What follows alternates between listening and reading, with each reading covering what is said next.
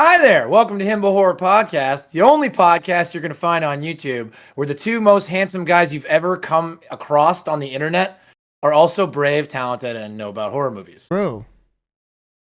Tally, Yes. this is episode 3, and we meticulously and painstakingly came up with a really good topic to talk about today. What are we talking about today, brother? Yeah, I'm really excited about it. So we decided after a bunch of different options, we've gotten really blessed this year with some good horror movies. So we decided just what are some of the best ones to come out in 2023. So we're gonna quick hit a lot of these because there's just, like I said, a bunch, and there's some that I've seen that Doug's not, and there's some that Doug has seen that I've not. So we're gonna talk about them. But Doug, do you want to start us off with do you have a favorite so far this year? I think the best movie that's come out this year, in my opinion, the best horror movie that's come out this year is Evil Dead Rise. Yeah.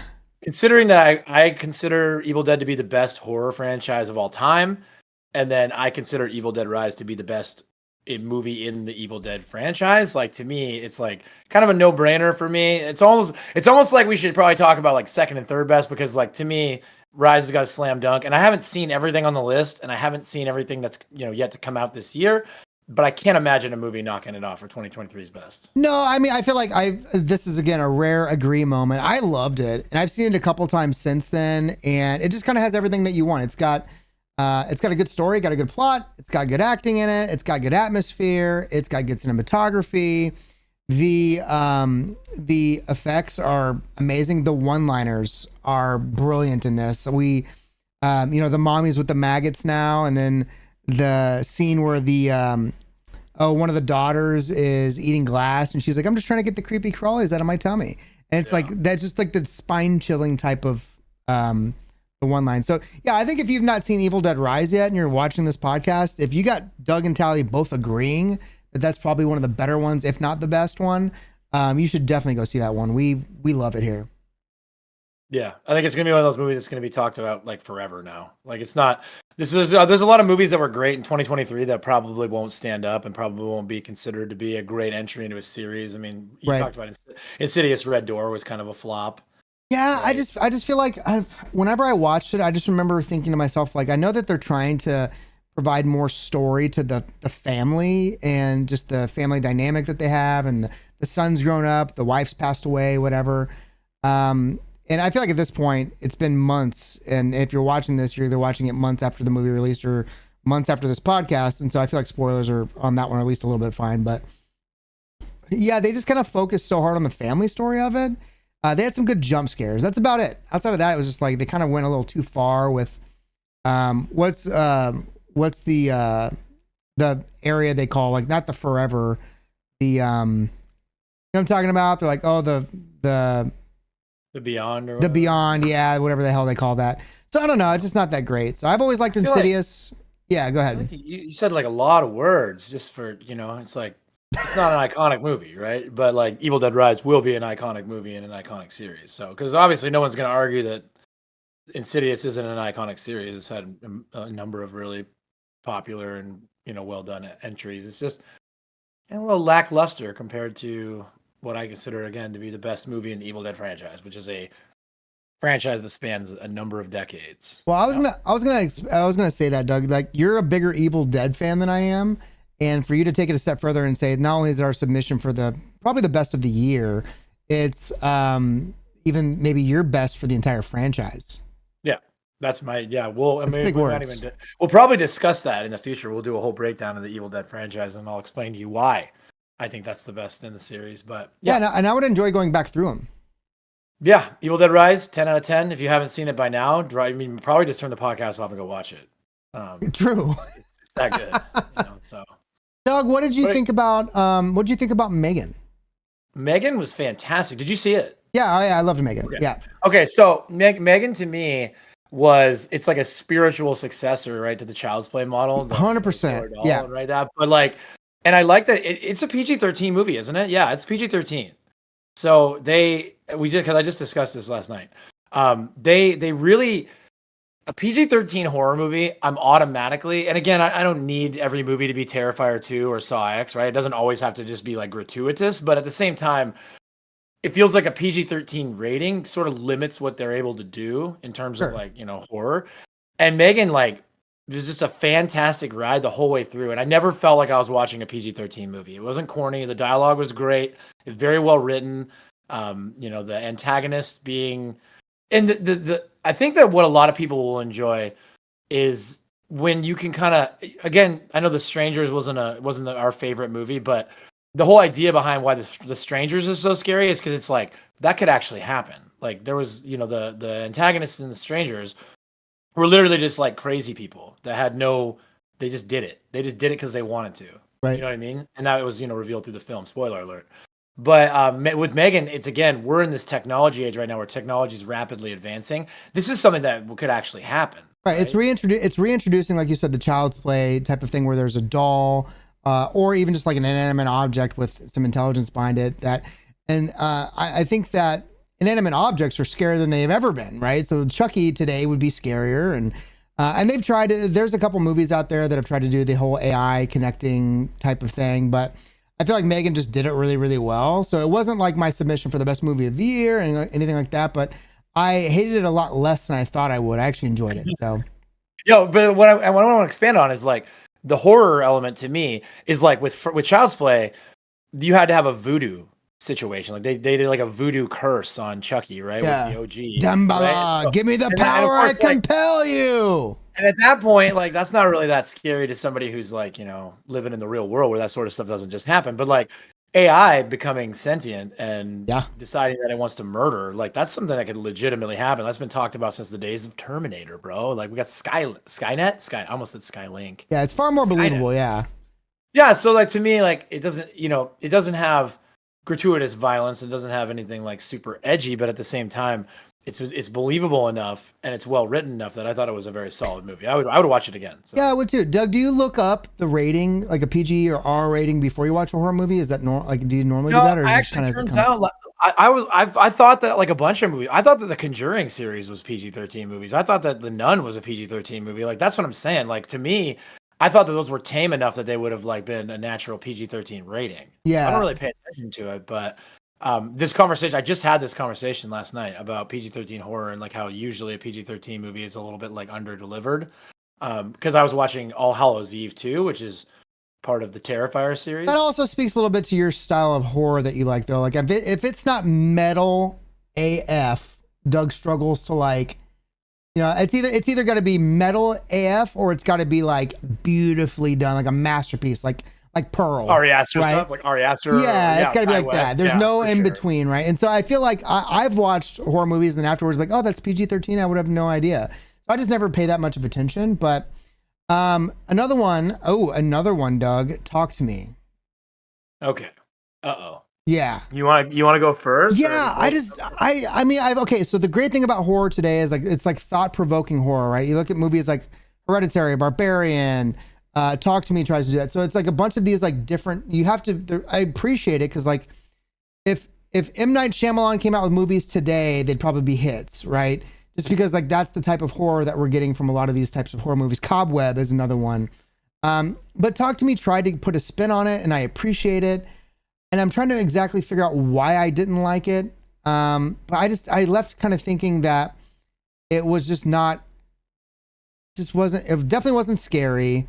There were a couple moments that I thought were cool, but I just didn't think that it was overhyped for sure. Yeah, see, that was my problem. I got told before, of course, Twitter, I follow a bunch of horror accounts on Twitter and like I live in the horror industry, right? It's like my media, like that's what I do. And so I'm listening to people on Twitter be like, this is the best movie that's been out in years. Oh my God, you're not going to believe it. I had people literally telling me, this is the spiritual successor to Hereditary. Like this is the Hereditary of 2023. And I'm like, okay. You're talking about one of the greatest movies I've ever seen, right? So for me, I went into the theater. I was bouncing. I was like, yeah, let's go. I can't wait to see this. And it just felt like it was good.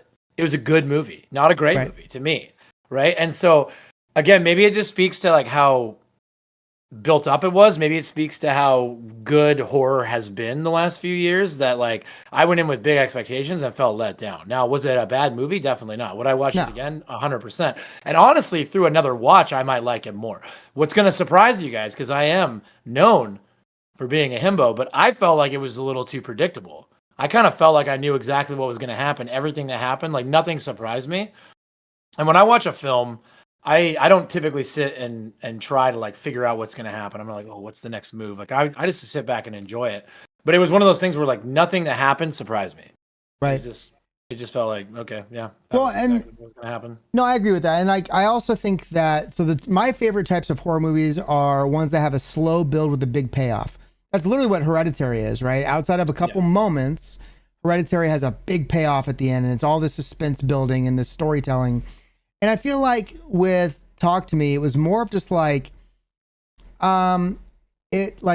it wasn't campy, but it was cheesy, if that makes sense. Like just wasn't, it wasn't believable. I wasn't drawn in like, oh man, what if I was like, what if that happened to me kind of thing. So I think it's just overhyped. So right now, and what's funny is I'm looking at a ranking. So we've talked about Megan. They've ranked Megan 4, this website, right? And then they ranked Talk to Me number 3. And again, I think that's just hype. It's just a hype thing. I don't see it being there ever. Because they put Evil Dead Rise as number 13. Huh. You know what I mean? It's like, I don't get it. Yeah, I don't know, man. Well, and then again, because Megan was not like it wasn't like a hit. It was, I mean, it did well at the box office. It was a good movie, but it wasn't a good movie. Like, I mean, people talked to me. People acted like I said, like it was like Ari Aster levels of genius. And yeah, to me, it was a pretty good movie. It's a solid Australian horror film, which is Australia slays, right? So. Yeah, and if you're not going to follow the typical paths of horror, then I feel like maybe this next one that I have to bring up is a really good example of like you take a risk, right? You're taking a risk with that of like how well it's going to be received. I think that like the idea was good. I think they should have maybe leaned more into the actual horror part of it than that too much of the teenage fun kind of thing. But like when you talk about a horror movie that took a risk and paid off, in my opinion, that's No One Will Save You. That movie ruled. Right. Yeah. And it's one of those things where how often in the age of, we've had decades and decades of entertainment media, and this goes beyond genres. This is just like in general, right? How often do you see like a truly creative idea?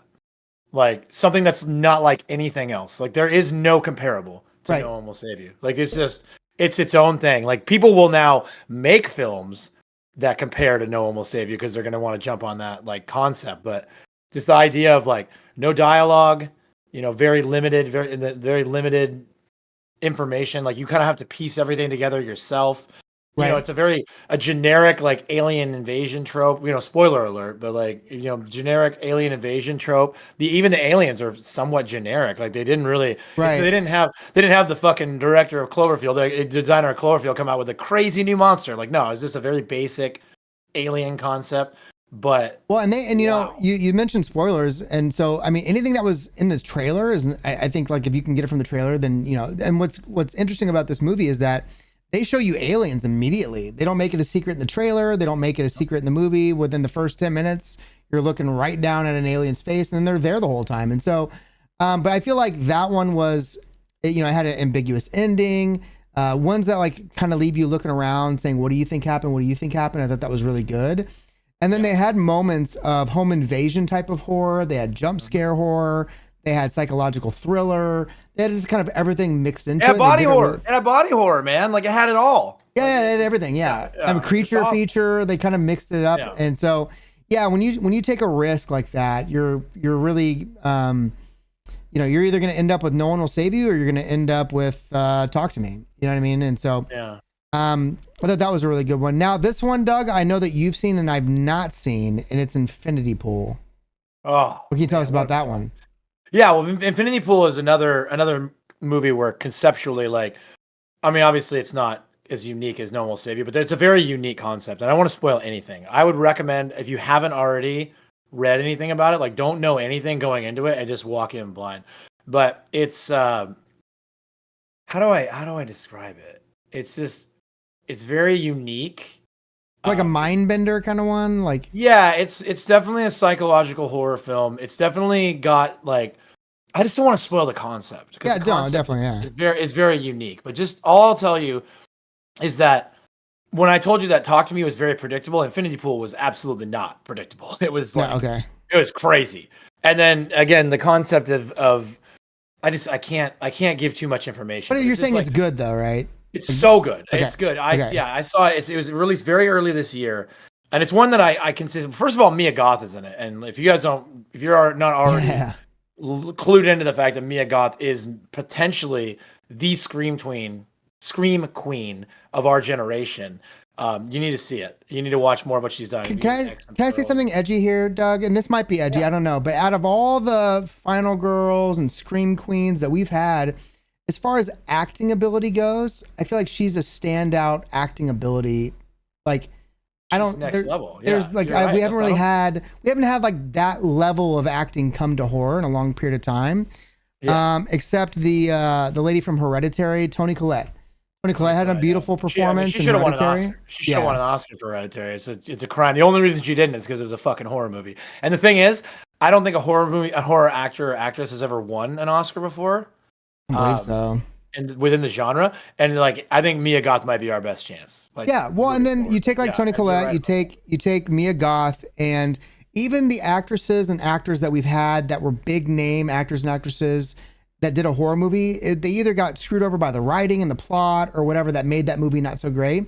Mia Goth's a good example. She actually is credited as a screenwriter on Pearl, and so she got to add her input and be a part of that process. And so like, we've never really had that type of acting in horror movies, which I don't look for horror movies for the acting anymore. Like, I mean, it can't be so bad where I'm like, oh God, that's awful. Like that's where you get like Jeepers Creepers 2 and stuff. Right. But, or Leprechaun. But, yeah, we're getting like legitimate real actors and actresses, in horror movies today. So Jenna Ortega is another one. That's another really brilliant actress that's coming. You don't think so? Are you sure? We're gonna have to. This is a new topic. Yeah, a new topic. Yeah, it's a new episode because I think that she might be one of the most overrated people in the horror. I will defend her to the death. Did you watch Wednesday, bro? Yeah. Did you watch Wednesday? No. See, and he's probably not watching because he's very busy with life and a successful career and a family. But John Wolfe ruined Wednesday for every. He said it was bad one time. And suddenly no one likes it. I just was bad before I saw John's video. It's not true. I am not. You're not going to be positioned as a dick rider, John Wolfe, all right? Because John didn't like the Resident Evil Netflix series. I thought it fucking ruled. So. Oh really? Yeah, which is another discussion we can have. We can argue about that too. You should watch it. You probably. I don't know though. You might get depression from it. It's pretty. Was it about short people or what? No, just people hate it. I just hated it. Yeah, I mean, dude, if I'm gonna like watch something that I hate, I have to like go in there really mentally prepared for it. Dude, it was painstaking to get through all of the Texas Chainsaw Massacres. It was painstaking to get through all the Jeepers Creepers. Even there was like Nightmare on Elm Street does not have the greatest franchise ever. You know, so I can't wait till we talk about franchises. But I know, because most franchises are terrible. Like if we're being really honest, like the majority of franchises. Yeah, I had people in my chat talk about how like Halloween is one of the worst franchises ever because there's so many bad movies in it. You know, it's like you almost have to rank about how many bad movies they had because everyone's got a bad one in it, right? But so I mean, Not Evil Dead.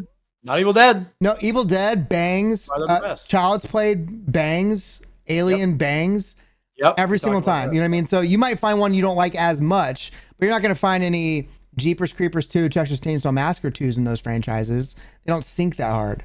Let me circle back to Infinity Pool before we change subjects. Yeah. Phenomenal film. It's a long film. It's weird. It's got like really, really weird like set sequences that are gonna like have you being like, what is actually happening right now? It's very violent. It's well acted. There are very talented actors and actresses that fill out the cast. It'll leave you guessing. You're not gonna guess what happened. You're gonna be surprised. It's this, and it has another one of those endings that are like kind of open for interpretation, like some Jordan Peele shit. Where you're just like, what actually happened? What actually is gonna happen next? So I cannot recommend it enough. Out of the movies we've talked to on this list, it's got to be a must watch for me. Like I'm looking at this list and I'm realizing that I need to quit being so hipster about horror because I've seen so many horror movies in 2023. But another one that I've not seen is Skinamarink. Skinamarink was odd. Weird, yeah. I think I watched the trailer 3 times and said no each time. You know what I mean? You know, I don't think you're going to like it. I'm gonna guess that. Knowing what I know about you, I think you're not gonna. I think what I'm gonna give you guys. Here's Tally's review of Skinamarink. Okay. Dog shit. Yeah, dog shit movie. No, I'm just kidding. You know, you'll be like, I see what they were trying to do. I see what they were trying to do. I don't sound like that at all. I'm a grown person. Yeah, you'll say I see what they were trying to do. and you'll give them props on being creative, because yet again, I know I just said that this doesn't happen very often, but it's not like anything you've ever seen. I went and saw it in the theaters. I took my youngest son, he's 15, and we both loved it. People were getting up and leaving the theater, and it wasn't because of the Terrifier or the Saw effect. It wasn't because it was gross. It was because they were so uncomfortable by it that they wanted to leave, or they didn't get it and they were like, "This is boring. I'm gonna go." So it's another film very similar to No One Will Save You, in the sense that like the narrative, the dialogue is not going to carry anything. You're going to be piecing things together as you watch. It's filmed in this very unique way, almost like closed circuit TVs that are like what do they call that? Like surveillance equipment style. It's the audio is disturbing, the cameras are disturbing, the content is disturbing. Figuring out the story becomes very disturbing, and I fucking loved it. But I'm like weird stuff, man. I mean, I need to try it. I've watched it since the theater. I would put that as a comfort movie for me. It's like a cozy movie, but like it's literally designed to make you uncomfortable. And for whatever reason, my particular brand of neurodivergence, I was just like, this is a vibe, dude. I'm vibing with this movie. Yeah, I think I just watched the trailer, and again, I think I've seen the trailer 3 times through, and each time I've been like, that's not tonight. You know what I mean? Like, it's not that I don't want to watch this. It's like, nah, we'll do one that like, we want to see, right? That's like one of those ones that you kind of add in there, at the very end. But dude, I'm actually realizing there's so many that came out this year, Doug. We remember there was a time where horror movies were just like prequels and sequels, right? Yep. And then horror movies came out and they were just like all jump scare horror. And then, dude, then it was all possession and found footage or whatever. And we're reaching this age where it's like, there's like real budgets and actors and actresses that are going after horror, and real like studios that are making great horror. Scream 6 came out, and I thought Scream 6 was good. Banger. I don't want to move on one second. I'm going to tell you, watch Skinamarink on your own. Just watch it. Don't make your family watch it. They're not going to like it. I have to suffer in silence? Okay, fine. Yeah, you watch it. I'll watch it with you, bro. I'd rewatch it. It's a good movie. But yeah, Scream 6, fantastic. Again, we mentioned greatest franchises. Scream 6 is another one that does not have a bad movie in the rotation. Scream 3 is kind of bad, but like it knew it was bad, and because of the fact that it's like meta horror, they could like get away with it. And I love the setting, the fact that it was like on a movie set, and that like the characters were really exaggerated, and the twist was really stupid in my opinion. Just everything about it, like, but it's still fun. I've rewatched it, and I will rewatch it again. Like, it's a good fun movie, but it's like the only weak offering. And I don't know. I feel like maybe, and correct me if I'm wrong here, you've seen Scream 5, Scream 6, right? I've seen them all. Yeah. You've seen 4, 5, and 6. 4, 5, and 6 are like a new era of Scream. Like, they kind of came into the modern era with the Jenna Ortegas and and what's their name from Scream 4? I don't recall off the top of my head. I know what you're saying. Yeah. They're just gone into a new era. So we have like new, I mean, again, they always throw back to the OGs, but they like, it's kind of like a whole different generation of Scream.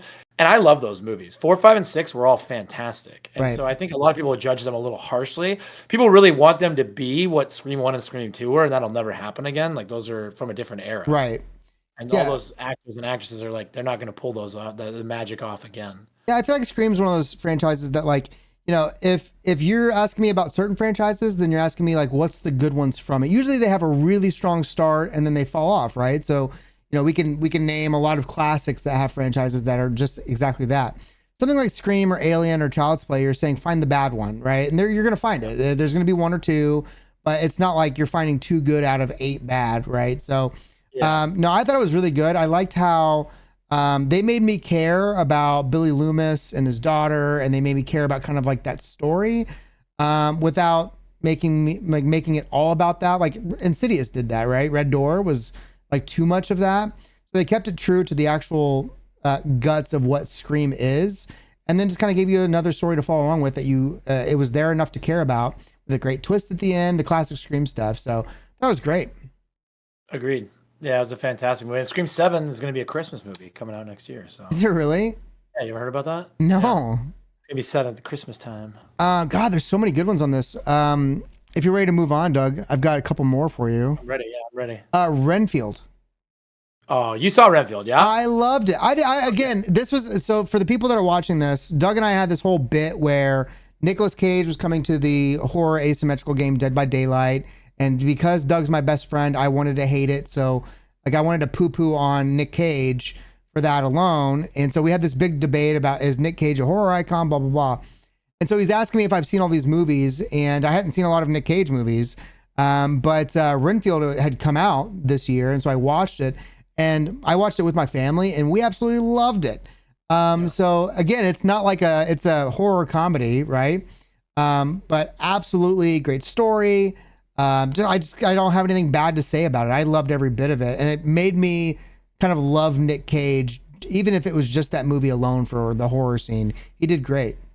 Yeah, fantastic film. I mean, horror comedy can be a little hard to pull off, in my opinion. I think that sometimes they try too hard, and I feel like Renfield was one of those films that like it didn't try too hard, it knew exactly what it was, and so they just went over the top on everything. It was like we're gonna go over the top violence, over the top comedy.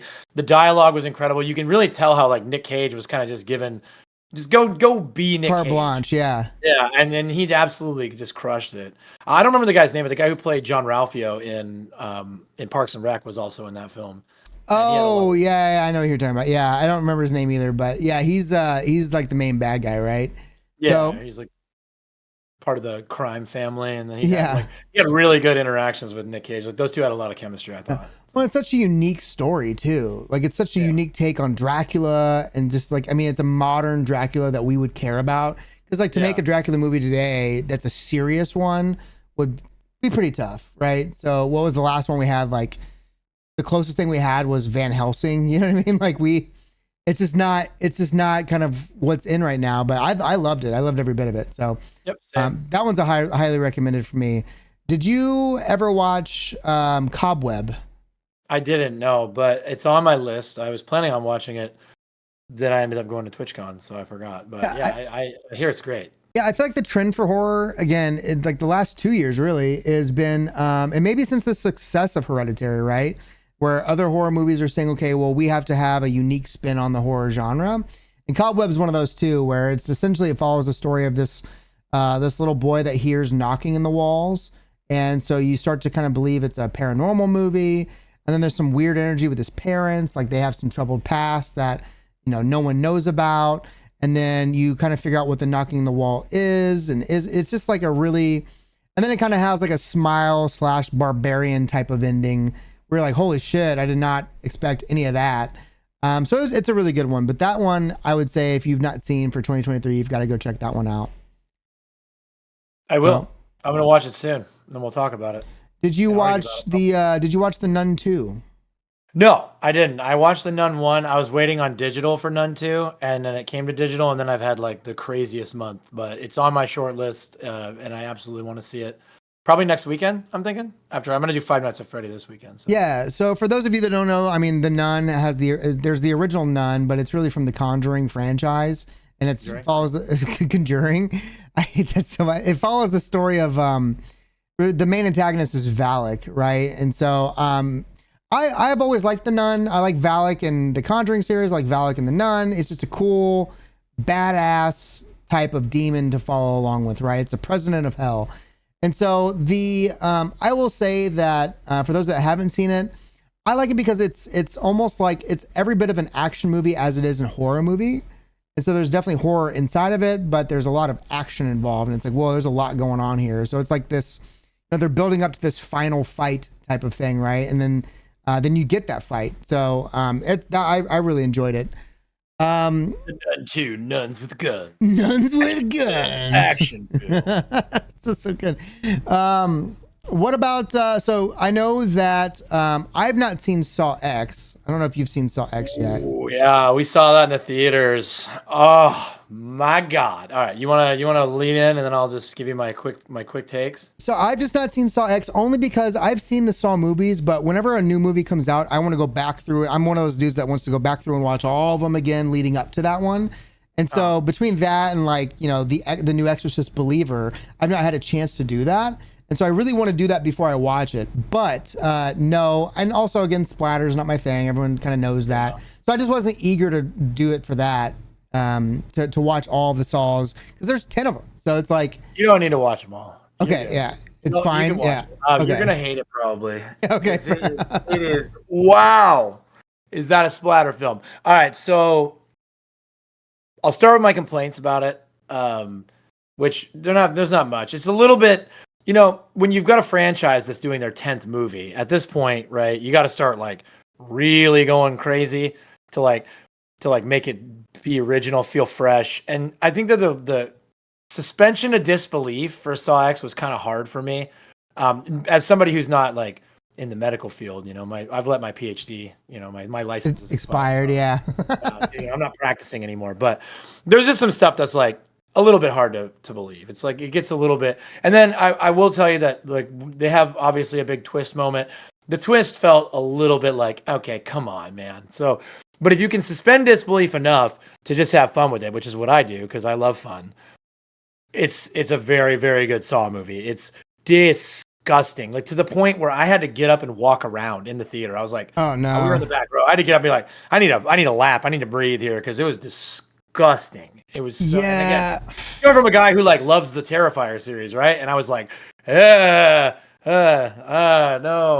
Yeah, no. I mean, I don't know. Like again, I'm going to watch it because I feel like you have to, right? In horror, to say I've never seen Saw 10, or the Saw movies. I always watch them, even though I kind of go into it knowing that maybe it's not going to be my favorite type of horror genre. But no, it just kind of went down the priority list for me personally. But I am going to check it out. I've always appreciated Saw for the do you want to play a game type of setups, right? Like getting them in traps. What are the traps going to be? What's going to happen? So, and then the twist. I've always appreciated it for that. But God, to suffer through like what people have to do, and it was like, I hate it. And then I'm sitting here, and I'm thinking more and more. The entire story is a fucking joke. Like everything about it is unbelievable. The more I think about it, like I'm even like realizing things that I just now realized are like, wait, why did that even happen? So it's, yeah, but again, if you can suspend your disbelief enough, it's a great splatter film. Right. I think you're gonna hate it, and probably. I think you're gonna, because again, I'm a lot better, I think, at forgiving things for splatter, and I don't think you are. And I'm just quick to turn my nose up at it a little bit, like Well, I go into those movies and they already have a negative star. You know what I mean? Yeah, and so they're having to convince you. Yes. You're not going in with an open mind. I'm going to convince you. No, I'm definitely not open-minded. I'm always kind of going in there like, okay, I have to see it because it's a horror movie and I'm a horror guy. And I refuse to say I've never seen it. There's no horror movie I've ever hated enough to be like, I'll never see it. I'll never watch it, even if people are telling me it's gory or whatever. So I'll see it. But yeah, just know that we're walking in with like, negative 10 points to Gryffindor already. So, so Doug, I know you haven't seen this one yet, Five Nights at Freddy's. I just watched it on Friday. So here's another, I liked it, man. And I usually go into those movies not wanting to like it or not anticipating because it's never been my thing. I don't really care about the game. So I've seen the game. I've played it once. It was fine. But I'm not like a big mega fan. I didn't realize there's like 12 or 14 of those games out with YouTube channels. Like it's a bigger thing than I thought. But it's made by Blumhouse, which that's who brought us, the Paranormal Activity. That's who brought us Get Out. That's who brought us Black Phone. So it's like a legit studio, right? I'm missing a ton. They're just a legit horror studio. And so, but that's, the acting, the story, the budget was all there. And they actually got to make a real horror movie out of it. And my fiance and I, Samantha, we kind of left off thinking like, okay, not our favorite. Like I would watch that again. I enjoyed it. The animatronics look awesome. Like they'd killed it with that.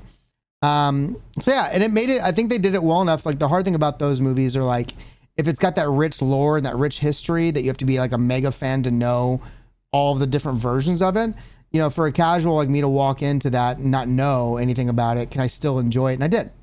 So that one's worth your time, to check out. Yeah. I keep hearing the same thing. Like they people that are like diehard fans of the Five Nights at Freddy's franchise loved it. And people that know nothing about it, like you and I, we've never played the games, like still enjoy it. And that's really good. I will say I noticed a theme, a little pattern here though. Tally went into Willy's Wonderland not wanting to like it and was swayed by the animatronics. Tally went into Five Nights at Freddy's not wanting to watch it, not wanting to like it, and was swayed by the animatronics. Tally's dad on Twitch is Bulldog. Tally, are you a secret furry? Is this what's happening? Are you like repressing these furry urges, and you just can't help yourself? Like, oh my god, animatronics. Well, I know. Well, maybe a little bit. Maybe a little. Well, I think that like because I just anticipate not taking it seriously. Now, Willy's Wonderland, I knew wasn't trying to be serious, right? And so I went into that more for wanting to dislike Nick Cage because of you and your appreciation for his work, and I wanted to hate it. So that's why I went into like a kind of a negative attitude on that one. The Five Nights at Freddy's I went in with a negative attitude on just because they were going to try to make it a legit horror movie. You know what I mean? And it's one thing to make animatronics gimmicky and, you know, but to make it a legit horror movie, I'm like, okay, well, good luck, you know, because that stuff isn't scary. It's not. And so again, there was no point in the movie where I like jumped out of my seat, was like, oh my God, I'm terrified. I can't go to sleep at night. Let's put on a Disney movie before bed. It's not going to hit you like that, but you're going to leave feeling like you've been entertained. And it was a good story. So. Yeah, I just wanted an excuse to call you a closet furry. I thought you were kind of funny. But no, I get what you're saying for sure. So I think you're gonna like it. No, you're a closet furry. You're the one that just defaults to liking it, dude. No, I can grow a beard, bro. I don't have to. I can grow a beard. You know what? You're not supposed to speak that hard to me. Right to my feelings. What about we can probably wrap up here soon. What about Exorcist Believer? Did you watch that one? No, because I'm about to. Did you bait me with this? No, I'm just reading. This is me having to admit to the Himbo horror listener base that I saw the original Exorcist for the first time like a week and a half ago. Yeah, that actually was not legitimate bait. Because I haven't seen it yet. I actually heard pretty bad things about it. Now I'm not going to sit there and say I heard those from like super credible sources, but I heard from a very credible source that it's good, that it was better than Saw X. Really? And then that's somebody that's like a huge fan of The Exorcist, the original Exorcist. So I don't think it's without value. We should definitely both check it out and talk about it. Well, at some point, you and I are going to talk about, again, we're going to transition from like, what's your favorite, blah, blah, blah. And when we get to like the best of, and we get to the topic of like, what was the most, whatever, what's the most influential horror movie to you? Or just the most influential horror movie of all time. I'm going to guess you're going to say TCM, Texas Chainsaw Massacre. Nope. Influential horror? Nope. I'm going to say The Exorcist. So I'm glad that you saw the original, but yeah. So no, the most influential horror movie of all time is Psycho, but we can move on now if you'd like. I mean, okay, that's fine. Well, we can move on. That's another day, another topic. So ones that are on this list, Doug, that I've not seen, but I've heard good things about. Granted, they're pretty new. Totally Killer. Have you seen that? I've heard just phenomenal things about it. It's a horror comedy. It's just stealing a lot of attention with a lot of really good releases around Halloween. So I'd say we should check that one out too. Yeah, and then there's the show on Netflix, The House Usher. I watched everything Flanagan's done, and I'm planning to watch Usher next month. Yeah, because I mean, he did Midnight Mass, he did The Haunting of Hill House, Bly Manor. Yeah, those are good. So out of all of the ones that we mentioned, I'm still gonna say that. I'm still going to say that Evil Dead Rise was probably the standout for me. I mean, there's a bunch of standouts, but that one for me, like I can easily say safe argument that's probably one of the better of 2023. Absolutely. I think it's the best of 2023 because again, the expectations are sky high at that point. Like you've got the legacy of Evil Dead chasing you and it still managed to exceed our expectations. Like it's just, that's a good point. It's an all-time great movie in my opinion. And so like if an all-time great movie comes out, that's probably the best movie that came out that year in my opinion.